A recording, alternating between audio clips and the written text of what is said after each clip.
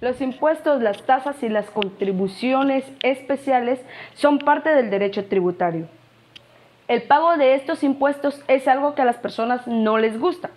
Sin embargo, sabemos que es necesario para que nuestros servicios públicos sean de calidad. Cada país tiene establecido sus propias normas que regulan todo este tipo de impuestos, tasas, tributos y contribuciones especiales. Te invitamos a que nos acompañes a la entrevista a realizarse a las estudiantes del 10º ciclo de la carrera de Ciencias Jurídicas y Sociales del Centro Universitario del Suroccidente, CUNSUROC. Como primera invitada de este día tenemos a Darling Esteban, que nos viene a compartir el tema del derecho tributario. Bienvenida, Darling. Es un gran gusto poder tenerla con nosotros. Esperemos que esta conversación pues sea muy amena. Muchas gracias. Para mí es un honor poder estar aquí y hablar sobre lo referente al derecho tributario. Para iniciar con nuestra entrevista, pues creo que es muy importante que nosotros sepamos un poquito sobre la historia del derecho tributario. Así es, muy bien. Al referirnos de la historia, tenemos que tener en cuenta que los antecedentes históricos en la actualidad se encuentran en los censos, derechos y servidumbres que los señores feudales percibían en la Edad Media y que con modificaciones, transformaciones particularmente, los cambios sociales dieron origen a los actuales tributos. En la Edad Media surgieron los impuestos aduanales, el impuesto sobre la propiedad territorial y el impuesto sobre la renta, cuya aparición surge en 1789. También es importante señalar que es a partir del siglo V que se observa una desaparición paulatina del comercio y de las grandes ciudades que provocaron un cambio a la economía. Bueno, entonces el derecho tributario en sí no acaba de empezar, o sea, no tiene apenas unas décadas, tiene siglos de haber iniciado. Entonces creo que sí es demasiado importante que nosotros conozcamos nuestra historia. Ahora la pregunta, ¿el derecho tributario es autónomo? Así es, el derecho tributario es autónomo porque cuenta con su propia ley, que es el Código Tributario. Muy bien. Entonces, ahora, en sí, ¿qué es el derecho tributario? Muy bien. Empecemos partiendo que el derecho tributario es un conjunto de principios y normas jurídicas que regulan la obtención de ingresos a través de los entes públicos por medio del tributo. También es importante decir que existen varios tratadistas que dan su definición sobre el derecho tributario. Entre ellos está Héctor Villegas, que es quien define que el derecho tributario es la rama del derecho público que regula la potestad de crear y percibir tributos. Muy interesante, muy interesante. Ahora entonces, ¿por qué decimos nosotros que el derecho tributario es público? ¿Por qué? Porque el derecho tributario se encarga de estudiar el nacimiento, la extinción, modificación o incumplimiento de la relación jurídico-tributaria. Muy bien, entonces sí, claro, por eso es que se dice que es público, ¿verdad? Ahora mencióneme algunas características que tenga el derecho tributario. Muy bien, entre las características que tiene el derecho tributario podemos mencionar la coacción en la génesis del tributo. Esta hace referencia a que el Estado hace uso de la potestad tributaria para crear unilateralmente la obligación de pagar tributos. Así también tenemos la coacción normada. En este caso, las normas tributarias solo pueden ser implementadas por el Estado en ejercicio del principio de legalidad. También la tipicidad del hecho imponible. En esta es que el hecho o situación hipotética debe encontrarse normada en ley. La distinción de tributos en género y en especie. Cuando hablamos de tributos nos referimos al género de los gravámenes impositivos y la especie serán los impuestos. Entre otras características también tenemos la prohibición de la analogía, que en derecho tributario no se pueden crear figuras por analogía. La característica de la irretroactividad.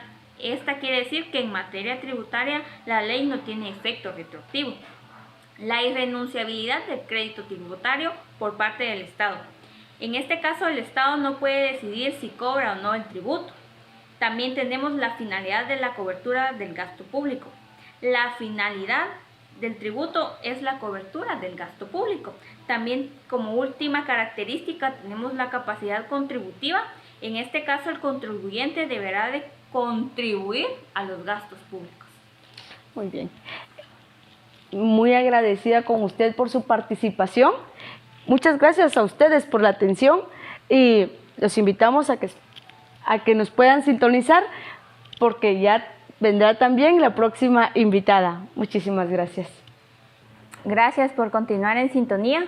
Como segunda invitada tenemos a la estudiante Sharon Shunkash, quien nos va a hablar lo referente a lo que es el Código Tributario. Bienvenida, Sharon. Muchas gracias, señorita. Realmente es un honor poder estar acá en su canal y poder platicar un poquito acerca de lo que es el Código Tributario y lo que este nos enseña, ¿verdad? Muy bien. Para iniciar, dinos qué es el Código Tributario. Muy bien. Podemos iniciar diciendo que el Código Tributario es el decreto 6-91, cuenta con 6 títulos, 5 de ellos pues principales, que nos desarrolla todo el Código Tributario, y el último título pues son disposiciones finales. Ahora, ¿qué estudia el Código Tributario? El Código Tributario estudia las relaciones jurídicas que se originan de los tributos del Estado. ¿Cuáles pueden ser estos tributos? Entre ellos tenemos los arbitrios, los impuestos, las contribuciones especiales y las contribuciones por mejora.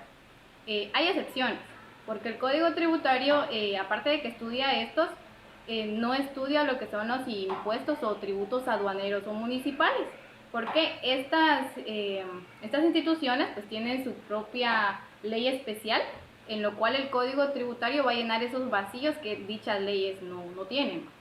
Muy bien, Sharon, muchas gracias por ese aporte.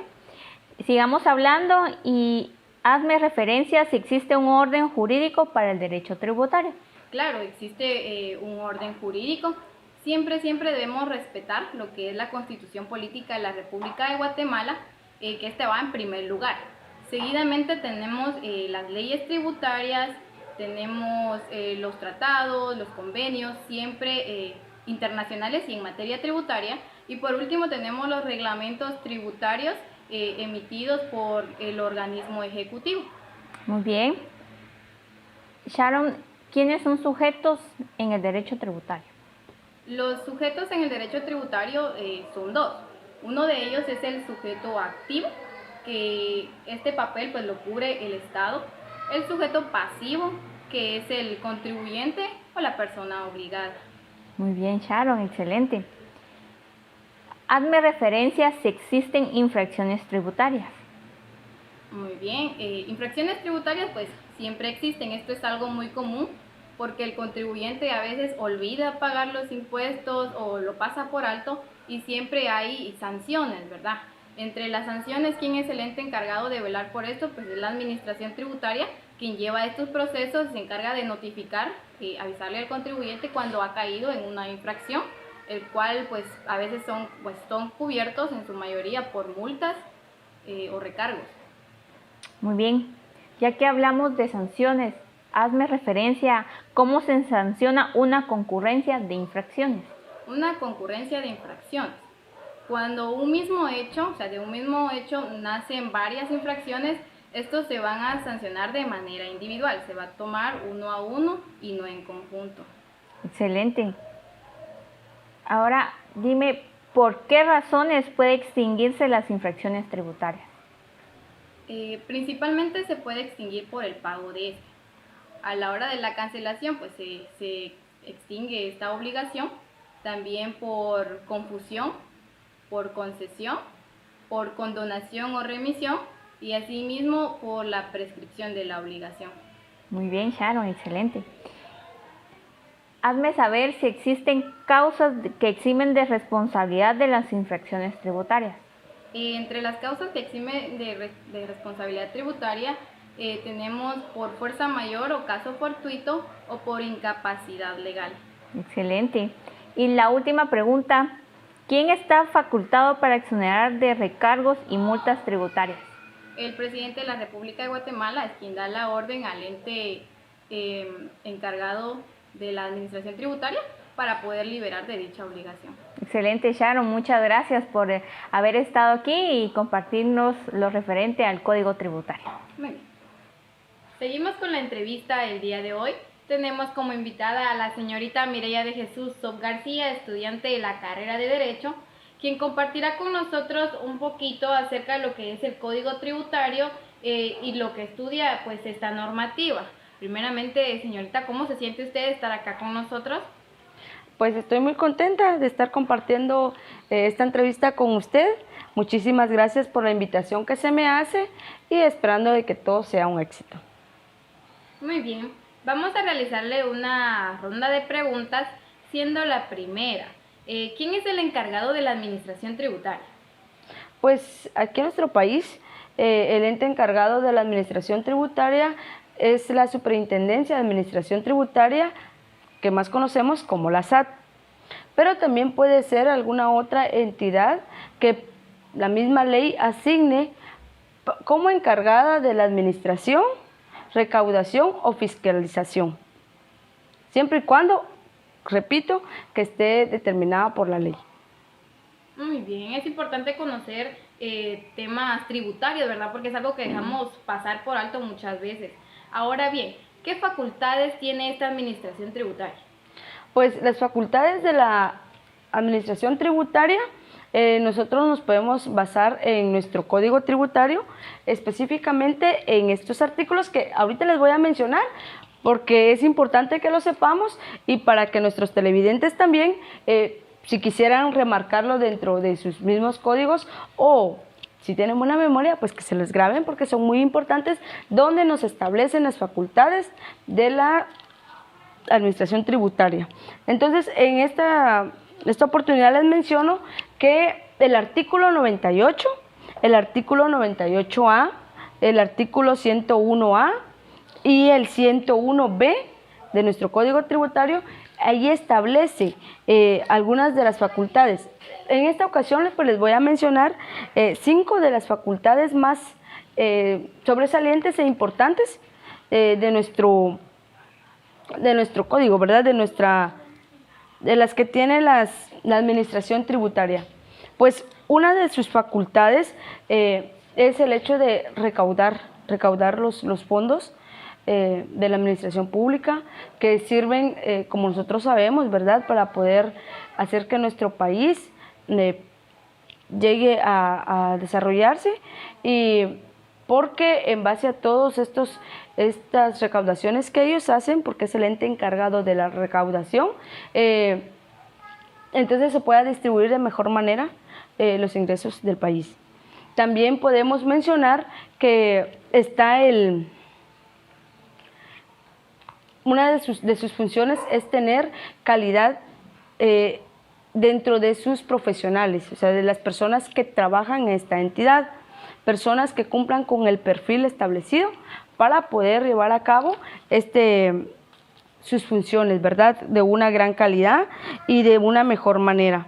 También puedo mencionarles que se requiere, ¿verdad?, que ellos declaren los tributos, la verificación de estos, los informes, y ellos tendrán también esa libertad de sancionar cuando no se cumpla con la tributación correspondiente. Esa es una de las funciones que ellos tienen. Organizar la forma de la recaudación. O sea, ellos tienen que organizar el sistema de recaudación dentro del país. O sea, es una función demasiado importante para ellos porque tienen que cubrir toda la población, ¿sí? Recordemos que toda la población de una u otra manera paga impuestos. Entonces ellos son los encargados de esa administración. Entonces tienen que saber cómo organizarse para que todo se dé de la mejor manera. También está, ellos solicitan también la colaboración de otras dependencias del Estado para poder llevar a cabo pues su trabajo, ¿verdad? Entonces, esas son unas de las funciones porque existen más, pero como ya les mencioné los artículos, entonces, y para no extendernos más con el tema, en esos artículos se pueden basar para seguir informándose en relación a las funciones de la administración tributaria. Muchas gracias, señorita. Ahora bien, yo he escuchado que, bueno, algunas personas hablan acerca de lo que es la consulta tributaria. ¿Esto es un beneficio para todos o exclusivamente es para cierto grupo? ¿Cómo funciona y qué es la consulta tributaria? Pues la consulta tributaria es un derecho que tiene el sujeto pasivo. Puede ser una persona individual o una persona jurídica, ¿verdad? Según sea su papel dentro de esta misma situación. El sujeto pasivo tiene este derecho de poder venir y pedir que se revise algún tipo de violación que se le haga dentro del mismo la legislación. Un ejemplo que dentro de mi mismo código me proporciona muchos derechos, pero yo considero que a mí se me violaron esos derechos a la hora de mi tributación. Entonces yo necesito que se me rectificar, o sea, que vengan y que me expliquen de mejor manera el por qué ellos quizás me sancionaron. Un ejemplo, ¿verdad? Entonces la consulta es venir y solicitar, ¿sí? Es el derecho que tiene uno para pedir, es como el derecho de petición, ¿sí? La persona puede venir y solicitar que se revise ese caso concreto dentro de la administración tributaria. Muy bien, realmente qué bueno es saber eso, que todos podemos optar por una consulta tributaria. Ahora bien, yo quiero hacer uso de esa consulta o mi derecho de petición, como bien decías. ¿Existe algún proceso que yo deba seguir? Bueno, para llevar a cabo nuestro derecho de consulta, nuestro derecho de petición, como mencionábamos, pues el punto principal es de que nosotros seamos sujetos directos, o sea, que nosotros seamos las personas realmente interesadas dentro de ese proceso. Eso es lo principal, ¿sí? Punto número 2, podríamos decirle que también la forma en la que nosotros vamos a manifestar lo que estamos solicitando, pero siempre que sea de forma clara, porque nosotros tenemos que especificar cuáles son los derechos que consideramos que deben de ser revisados dentro de ese caso concreto. Entonces, después nosotros presentamos nuestra consulta, la presentamos dentro de la misma SAT, o sea, dentro de la misma institución, para que se haga pues la revisión correspondiente. Ellos tienen 60 días hábiles para podernos dar una respuesta, ¿sí? Ellos nos tienen que dar nuestra respuesta. Recordemos que también la respuesta que ellos dan no tiene carácter de resolución y tampoco ellos también tienen que, solamente este tipo de respuestas que ellos nos dan, solamente sobre el caso concreto y se puede realizar siempre y cuando dentro de la misma entidad, ¿sí? Esto no llega a otras dependencias, es simplemente dentro de la misma administración tributaria, o sea, digamos dentro de la misma SAT. Qué excelente conocer acerca de esto. Entiendo que es algo interno, es como que una consulta propia de la institución. Exactamente. En el cual por eso no procede algún recurso. Exacto, también no podemos nosotros impugnarla, ¿sí? Porque como ellos es una revisión la que ellos realizan sobre un caso concreto, entonces nosotros no podemos impugnar el informe que se nos dé. ¿Y esto tiene algún costo? No, es completamente gratis, o sea, recordemos que son entidades del Estado, por lo tanto nosotros tenemos el derecho de pedir cualquier tipo de información que nosotros requeramos, siempre y cuando no estemos violando también el derecho de otras personas, ¿verdad? Recordemos que esto funciona de esa manera, ¿verdad? Entonces nosotros, pero lo podemos solicitar de una forma gratuita, es un derecho que tiene la población. Te agradezco bastante por tu pequeña intervención y pues más adelante vamos a seguir con las preguntas, ¿verdad? Sí, muchísimas gracias. Gracias. Gracias por seguir en sintonía. Seguimos hablando sobre el derecho tributario. En este caso, Sharon nos compartirá sobre qué casos procede la incobrabilidad de la obligación tributaria. De acuerdo, la incobrabilidad de la obligación tributaria se da en dos casos. El primero de ellos cuando el monto de la obligación no excede a los 5.000 quetzales, o sea, 5.000 hacia abajo. El segundo caso es cuando la obligación sí excede a los 5.000 quetzales, pero hay una particularidad, porque debe existir un concurso de acreedores de la obligación tributaria. Bueno, esto tiene una ventaja. Cuando las personas cuentan con este beneficio, es una ventaja para ellos, pero ¿qué pasa? Durante el plazo de 4 años ellos no pueden hacer una licitación, una cotización, algún contrato establecido en lo que es la ley de contrataciones del Estado. Eso sería una desventaja. ¿Cuándo puede levantarse esto? ¿Cuándo ellos podrían hacer una nueva licitación o un contrato regulado en esta ley? Cuando el contribuyente venga y pague lo que debe ahí sí que la obligación que él tiene, ¿verdad? Al momento de pagar se libera esto y todo vuelve a la normalidad. Excelente dato, Sharon. Muchas personas desconocen la importancia de este dato. Como siguiente pregunta tenemos sobre la información financiera en poder de terceros. ¿Qué nos podrías mencionar? Sí, esto es algo importante. Esto lo podemos encontrar siempre en el Código Tributario, ahí está toda la información, encontramos lo que es el proceso, o sea, paso a paso. Podemos verlo en el artículo 30, literal C. Todo inicia con una solicitud. Seguidamente de la solicitud que se hace a la administración tributaria, esto se da cuando nosotros necesitamos información bancaria, ¿verdad? Información, financiera para otras personas. Entonces se hace la solicitud a la institución. Seguidamente de esto, en el trámite nos explica la ley que cumplidos los requisitos el juez competente en un plazo no mayor de 3 días, esto es contado a partir de que se recibe la solicitud en la institución, él va a resolver, dice, lo requerido por el superintendente de administración tributaria. Seguidamente se dicta una resolución. La resolución del juez deberá notificarse en un plazo no mayor de 3 días. De igual manera a la superintendencia de administración tributaria, que en este caso es el que nos está solicitando dicha información. Seguidamente tenemos la ejecución de la resolución, dependiendo si da lugar a que nos den dicha información.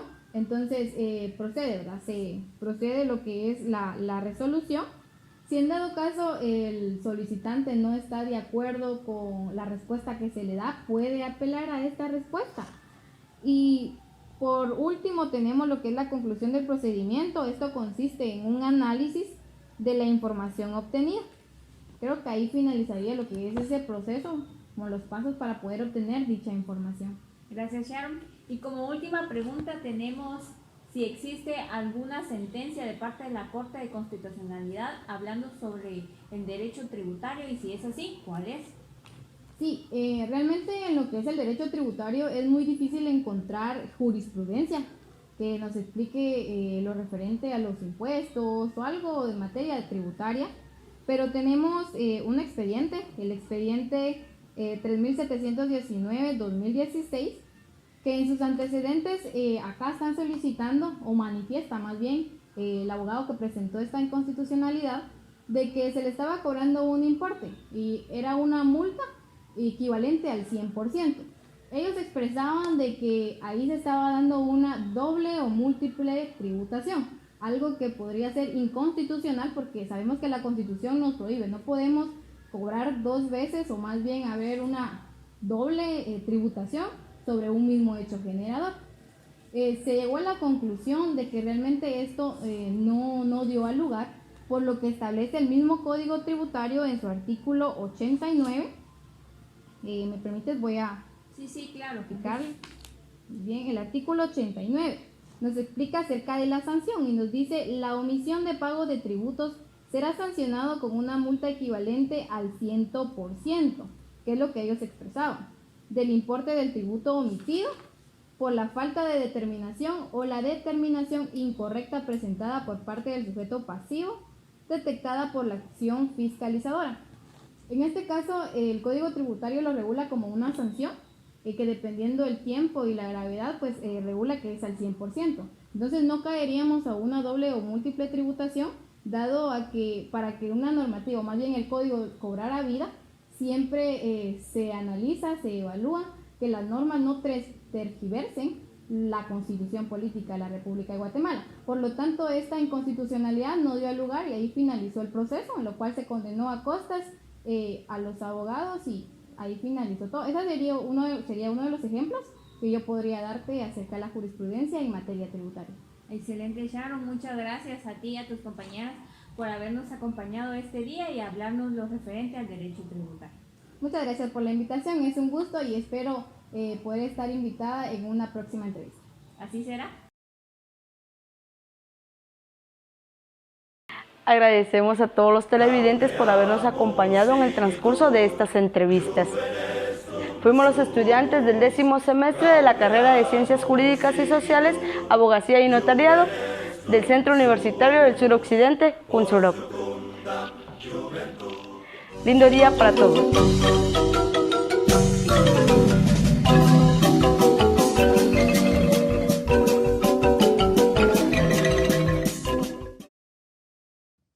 Anexo. Determinación de la obligación tributaria. En la práctica puede ser cualquiera de las dos personas que se vinculan en la relación jurídica tributaria. Lo importante consiste en la declaración de voluntad de quien ejecuta el acto tributario. Es un acto del contribuyente por medio del cual reporta a la administración tributaria el total de la base imponible y el tributo a pagar. Este acto es eminentemente voluntario y declarativo. El mismo, por lo tanto, admite la rectificación que realice el fisco por medio de una posterior liquidación. La determinación la puede llevar a cabo también el Estado en ejercicio de su poder tributario o en forma conjunta con el contribuyente. En Guatemala, el acto de determinación de la obligación tributaria puede estar a cargo del contribuyente, sin perjuicio del derecho de rectificación del fisco, que se materializa en un ajuste después de la revisión correspondiente. La determinación tiene carácter declarativo y cumple la función de reconocimiento formal por parte del contribuyente de una obligación que ya existe por haberse llevado a cabo el hecho generador previamente determinado en la ley. Forma normal de determinación de la obligación tributaria. Es la realizada por el deudor tributario o sujeto pasivo, quien se responsabiliza por lo declarado sin perjuicio de su verificación posterior, partiendo de la administración tributaria, la cual debe realizar el ente recaudador antes de que transcurra el periodo de prescripción establecido en el Código Tributario. Deberes formales de los contribuyentes y responsables. Artículo 112. Obligaciones de los contribuyentes y responsables. Artículo 112A. Otras obligaciones de los contribuyentes y responsables. Artículo 113. Cumplimiento en deberes por los entes colectivos. Todos del Código Tributario. Algunas obligaciones tributarias contenidas dentro de esos artículos. 1. Llevar libros y registros en relación a las operaciones vinculadas a la tributación. 2. La inscripción en los registros y comunicación de su modificación. 3. Presentar las declaraciones tributarias según corresponda. 4. Conservar libros y registros, sistemas informáticos y demás documentos en que conste el cumplimiento de las obligaciones tributarias. 5. facilitar la información a los funcionarios de la SAT en las inspecciones o verificaciones que estos realicen. 6. Permitir que la Administración Tributaria observe declaraciones, informes y comprobantes y demás relacionados al hecho generador de la obligación tributaria. 7. Apersonarse a las oficinas del SAT en caso lo requiriesen. Otras obligaciones tributarias. Conservar, en lo que dura el plazo de prescripción, los documentos relacionados a la obligación tributaria. Conservar, en caso de contribuyentes que presentan declaraciones vía electrónica, estas en el formato de presentación. Rehacer sus registros contables en caso que haya habido pérdida o destrucción. Proceso administrativo. Título 4, capítulo 5 del Código Tributario. La Superintendencia de Administración Tributaria, como ente encargado de la recaudación de los impuestos, es quien activa el procedimiento administrativo tributario mediante las formas de determinación del tributo, las cuales pueden ser de oficio o por el sujeto pasivo. Es aquí donde van a surgir una serie de pasos o de hechos que desarrollan la actividad administrativa tributaria, que va a llevar al órgano administrativo a emitir una resolución administrativa, favorable o desfavorable al contribuyente. Dicha resolución administrativa es objeto de impugnación mediante los recursos administrativos establecidos en el Código Tributario, los cuales pueden ser revocatoria y reposición. Procedimiento especial de determinación por la Administración Tributaria, establecida en el título 4, capítulo 5, sección 4 del Código Tributario, el cual se desarrolla en una forma muy sumaria. La Administración Tributaria inicia de oficio cuando requiere el cumplimiento de una obligación tributaria. Este procedimiento se inicia notificando en forma legal al contribuyente el requerimiento respectivo, otorgando en el mismo un plazo para el cumplimiento de lo requerido. En caso de incumplimiento por parte del contribuyente, la Administración Tributaria normalmente acude a la instancia judicial, iniciando proceso penal por resistencia a la acción fiscalizadora. Una vez cumplido el requerimiento por parte del contribuyente, la Administración Tributaria procede a realizar las pruebas respectivas, ello mediante procedimientos de auditoría, los cuales pueden realizarse en el domicilio fiscal del contribuyente en caso de se denominara auditoría de campo, o en caso contrario en la oficina de la Administración Tributaria. Procedimiento de restitución. Los contribuyentes o los responsables podrán reclamar ante la Administración Tributaria la restitución de lo pagado en exceso o indebidamente por tributos, intereses, multas y recargos. Queda prohibida y es ilícita toda forma de doble o múltiple tributación, tal y como lo preceptúa la Constitución Política de la República de Guatemala en el artículo 243.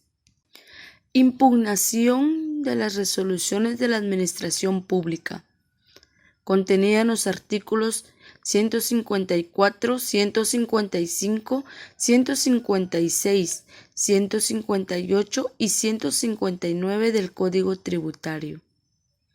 Dentro de ellos podemos encontrar el recurso de revocatoria tributaria. Procede en contra de resoluciones o actos administrativos originarios de funcionarios que tengan superior jerárquico. Procede el recurso de reposición contra lo resuelto por el superintendente de la Administración Tributaria. El recurso de reposición es un medio de control que se puede plantear contra resoluciones originarias de la Administración Tributaria. procede el recurso de revocatoria contra lo resuelto por los intendentes de la Administración Tributaria.